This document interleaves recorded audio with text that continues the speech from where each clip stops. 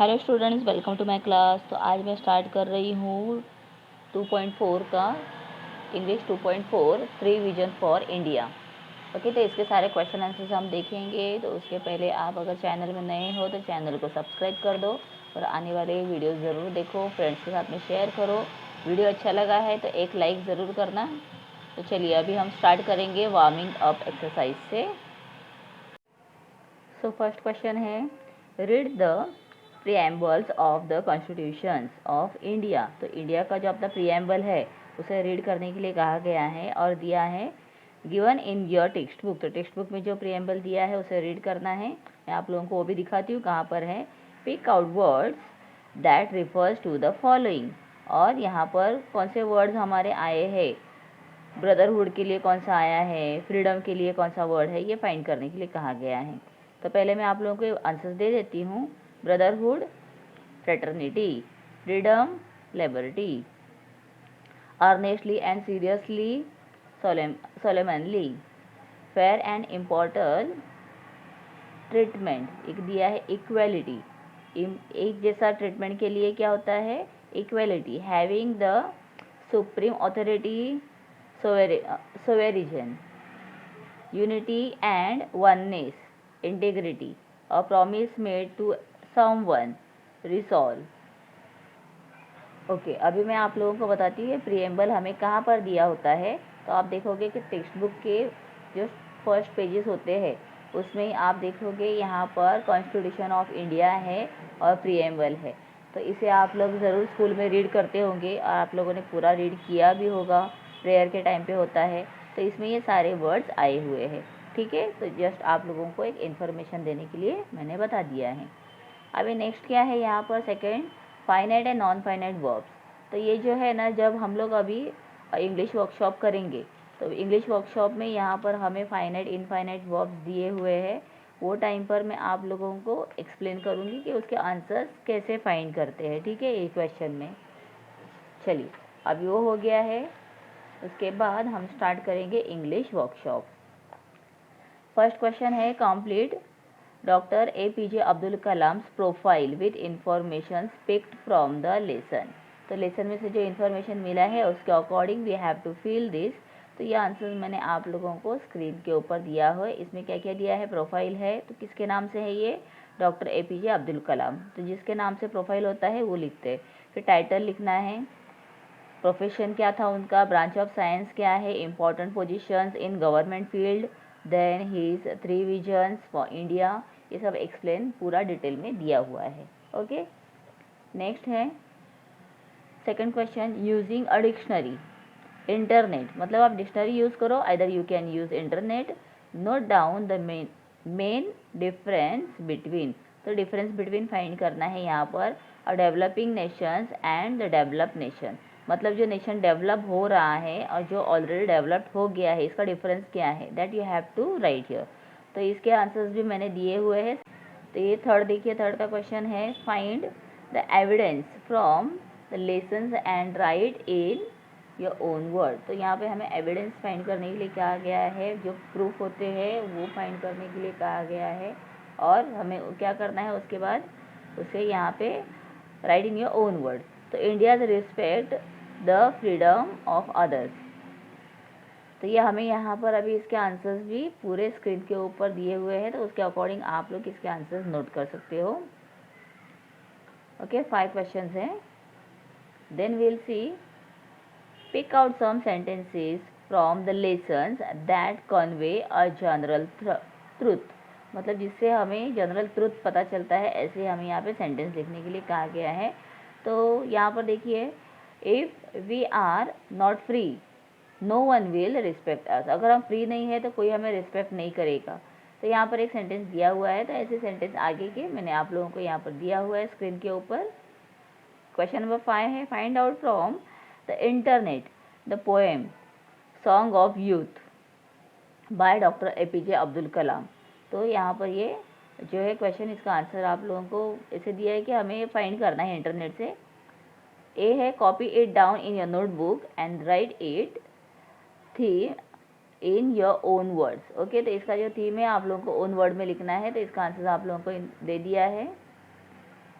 Second है using the information from your library और the internet, prepare a profile of any great Indian scientist. तो हमें कोई और इंडियन साइंटिस्ट है उनके बारे में यहाँ पे लिखने के लिए कहा गया है। तो ये आंसर मैंने आप लोगों को स्क्रीन के ऊपर दे दिया है। तो यहाँ पर क्या दिया है, question number 6, say whether each of the verb underline below are finite और नॉन फाइनाइट। अभी ये सेंटेंसेस का जैसे मैंने बताया है, मैं आप लोगों को ये एक्सप्लेन करूँगी कि क्या होता है फाइनाइट, इनफाइनाइट। तो चलिए, before we start this will go back to our English warming up. Finite and non finite verb. The verbs are action words. तो वर्ब क्या होता है, देखो जब भी आप कोई भी काम कर रहे हो, जैसे मैं अभी आप लोगों को टीच कर रही हूँ, तो वो क्या हो गया, एक एक्शन वर्ड है, मुझे करना पड़ रहा है ना टीचिंग। अगर मैं चल रही हूँ तो मेरा वॉक करना ये एक एक्शन है। अगर मैं पढ़ रही हूँ तो रीड करना मेरा एक्शन है। सो दे कैन बी फाइनाइट और नॉन फाइनाइट। तो वो जो एक्शन होते हैं ना, वो फाइनाइट हो सकते हैं या फिर नॉन फाइनाइट हो सकते हैं। Read the sentences below focusing on the verb. अभी यहाँ पर हमें देखना है कि फाइनाइट और नॉन फाइनाइट में डिफरेंस देखने के पहले यहाँ पे कुछ सेंटेंस दिए हैं, तो हम उसे पहले रीड करेंगे। सी, आप लोग इसे पूरा ध्यान से अंडरस्टैंड करोगे ना, this is very easy for you. I play football, he plays football, they play football, Manish plays football. We notice that the verb play as we change the person first, second and third. अभी first, second, third person और दिया है numbers singular and plural. Okay, अभी देखो I play, तो ये अपने लिए जब हम बोलते हैं तो I होता है, इसीलिए वो फर्स्ट पर्सन है। आप खुद हो, सपोज यहाँ पर आप खुद हो, ठीक है, ड्राइंग अच्छे से नहीं बना रही हो, ठीक है, बट आप अंडरस्टैंडिंग करो कि ये आप हो, मतलब खुद। तो ये हो गया फर्स्ट पर्सन, ठीक है। तो आप किसी और के बारे में बोल रहे हो तो ही, तो ये हो जाएगा सेकंड पर्सन। जब हम किसी से बात कर रहे हैं, आप किसी के साथ में बात कर रहे हो और आप थर्ड पर्सन के बारे में बात कर रहे हो, दो जन मिलके तीसरे के बारे में बात करते हैं ना। तो अगर मैं आपको बोल रही हूँ ही प्लेज, मतलब कोई और तीसरा खेल रहा है, तो हम यहाँ पर प्लेज करते हैं। और जब दो से ज़्यादा लोग एक साथ होते हैं तो हम उसे दे कहते हैं, ठीक है। वन से ज़्यादा मतलब 2, 3, 4 ऐसे कितने भी हो, मतलब मोर देन वन, तो हम उसे कहते हैं they are playing, they play. Okay, तो ये इसमें फिर हमें एस ऐड नहीं करना होता है। जब हम थर्ड पर्सन लेते हैं that time only we add S. और अगर थर्ड पर्सन का हम नाम लेते हैं, whether she is a girl और बॉय और एनीवन, तो हम जब उनका नाम लेते हैं that time also we use S, because वो थर्ड पर्सन ही है, इसीलिए। मतलब ही, शी, इट के लिए हम एस को ऐड करते हैं, और नेम रहता है तब भी हम एस को ऐड करते हैं। ये इसका एक रूल है, ओके, सब्जेक्ट्स के साथ में। Okay, now here when the use of a verb limited by a person or number of the noun, pronoun in the subject, we called it a finite verb। तो उसे हम क्या कहेंगे, finite verb। यहाँ पर देखो दिया है अभी, I like to read football, ठीक है। अभी ये फर्स्ट पॉइंट था, अभी सेकंड दिया है I like to read, तो यहाँ पे to read, I like to play, they like playing football, Manish likes to play, they like to play football भी आ सकता है, no problem। So in the sentences above, the verb to play or playing do not changes or take s। अभी आपने देखा यहाँ पर ये play का play ही था, ही था तब भी play था, बिकॉज यहाँ पर likes के साथ में s आ गया है।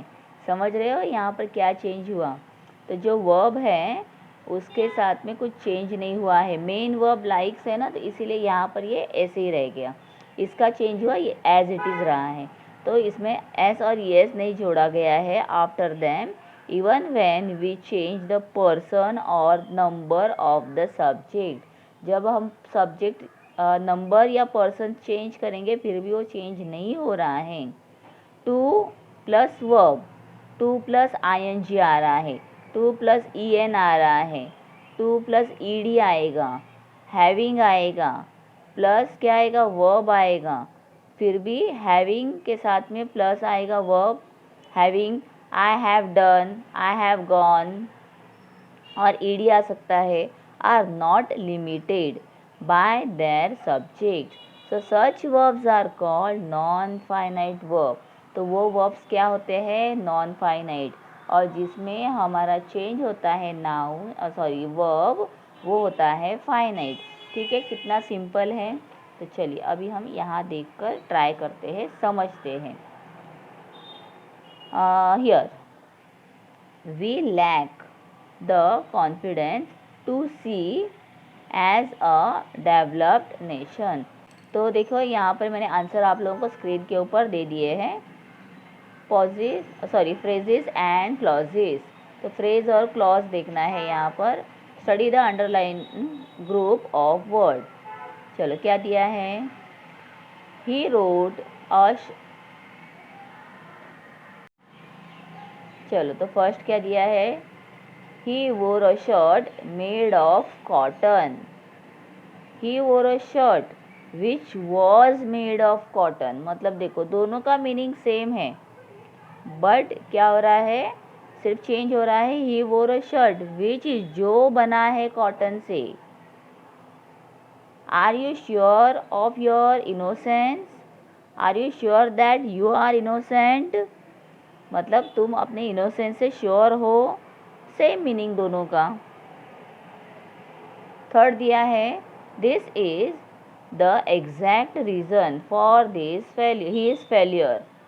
This is exactly why he has failed. Meaning same है बट दोनों लिखने का तरीका अलग अलग है। ओके, तो क्या दिया है यहाँ पर देखो, you will notice that all underline groups of words in a sentences marked A merely refers to a concept or the expressions. They do not contain a subject or a main or principal verb. तो उसमें क्या है, ए में कोई भी subject या principal verb यहाँ पर नहीं है। Such a group of words or the units of the sentences is called phrases. वो क्या बनते हैं फिर, they are called as phrases. Okay. Next दिया है आगे क्लॉज का explanation. Each of the underline group of words in a sentences marked be convey a thought, then concept and have a subject and principal और main verb. तो इसीलिए वो क्या होते हैं, this unit part of the sentence is called a clause. वो क्या बनता है, क्लॉज। तो यहाँ पर ये हो जाएगा clause, main clause. Okay, he wrote a shirt, ये मेन क्लॉज है। ओके, इसमें आर यू श्योर, फिर दैट के आगे जो आएगा ना वो सबऑर्डिनेट क्लॉज होता है, वो बाद में आएगा सब। This is exactly, so why he is failed, ये सबऑर्डिनेट में जाएगा, तो यहाँ पर ये मेन क्लॉज होता है। ओके, नेक्स्ट देखो, इसके आंसर्स मैंने दे दिए हैं आप लोगों को स्क्रीन के ऊपर, तो डिटेल में आप लोग नोट कर लो। Say whether the underlined part of the following sentences are phrases or clauses. तो अभी देखो इसके आंसर्स मैंने जैसे बताया दे दिए हैं, सारे क्वेश्चन के आंसर्स हैं, आप लोग स्क्रीन के ऊपर देख लो। लास्ट दिया है, replace the underlined phrases with clauses. Okay, तो इसके आंसर्स भी आप लोगों के स्क्रीन के ऊपर आ गए हैं। तो चलो स्टूडेंट्स, अब ये कंप्लीट हो गया है लेसन के सारे आंसर्स। और if you have any doubt then please comment. अच्छा लगा ये वीडियो तो एक लाइक कर दो, नए हो चैनल में तो यस सब्सक्राइब कर दो, ताकि आने वाले लेसन्स के वीडियोस आप लोग देख सको, सारे क्वेश्चन आंसर्स आपको मिल जाएंगे। और आप लोगों को कुछ डिटेल एक्सप्लेनेशन चाहिए then you can comment me for that. Thank you.